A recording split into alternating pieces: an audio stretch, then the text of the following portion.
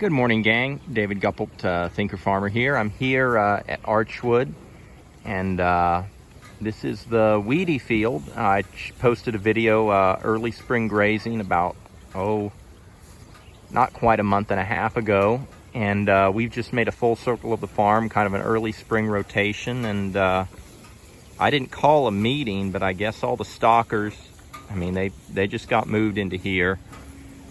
All the stockers, they're kind of curious what I'm up to. The grass is so the grass in here is so tall. It's almost, some places it's up to their heads. So we've been growing a lot of forage here. I think I've said this in a previous video. We had good rain and moisture through the winter time, warm temperatures, and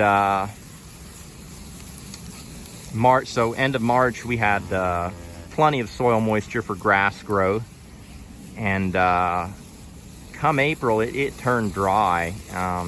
It really did turn dry on us. I don't think maybe we got an inch of rain, kind of spread out. End of April was when it started to rain again, and then beginning of May we got some good rains, and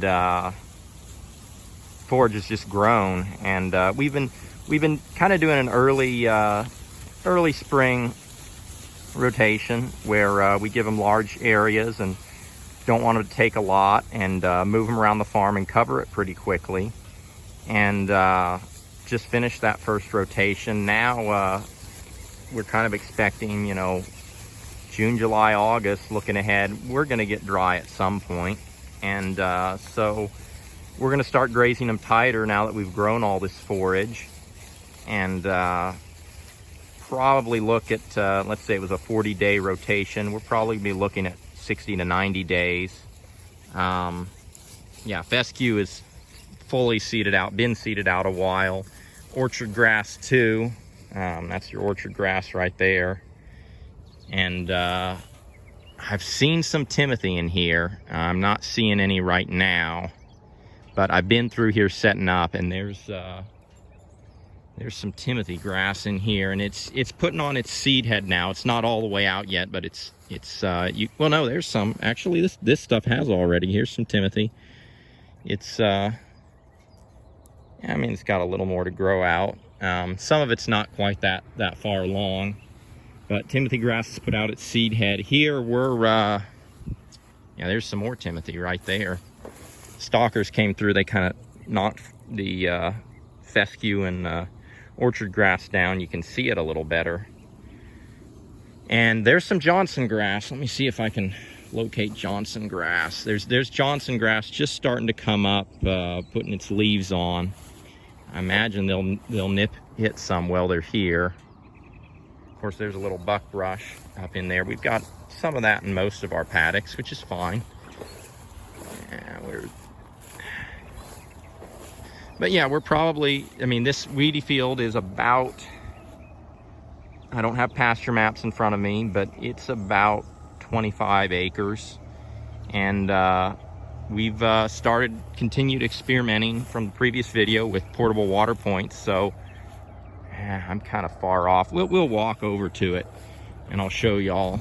We've got just a portable water tank, and we're gonna use that kind of like a wagon wheel movement rise and just move that around in the weedy field. Our paddocks aren't going to be shaped like a wagon wheel. They're more or less limited to our imagination, but I'm going to be making them different shapes based on, part of it's going to be based on how they graze it. I'm going to adjust the size. This paddock they're in right now is, on pasture maps, it came out to a little under 3 acres. And their primary shade source is over there. It's not that hot yet, but we want our animals to have shade and be comfortable. And so they've got shade kind of towards the west end of this paddock.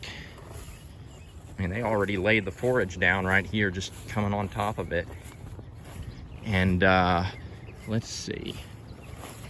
I'm still looking for Johnson grass. I'm not seeing any right now. There was some, I want to say it was towards the middle of the paddock is where I saw it more. But we'll probably make,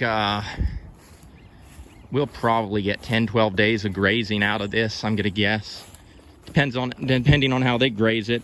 You know, I want to leave, I definitely want to leave plenty on the surface, and but I don't want to leave too much. I want to open the canopy up some, and definitely want a longer recovery period. So we're going to take more than we took, and certainly spend more days grazing than we did in the first rotation through. But we're sitting pretty, as if things do turn dry right now.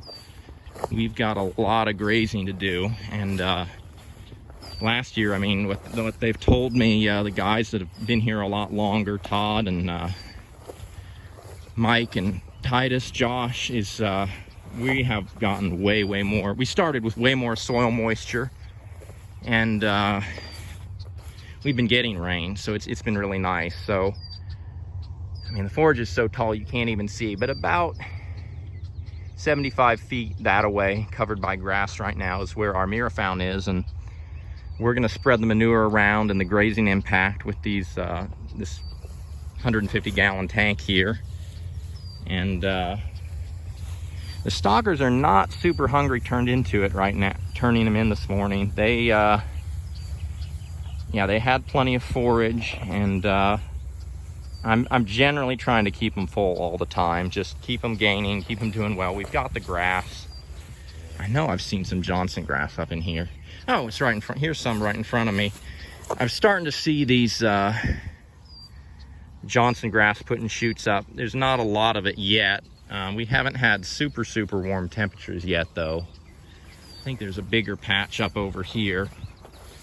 But yeah, anyway, next, yeah, there's some more Johnson grass up in here. You can see it.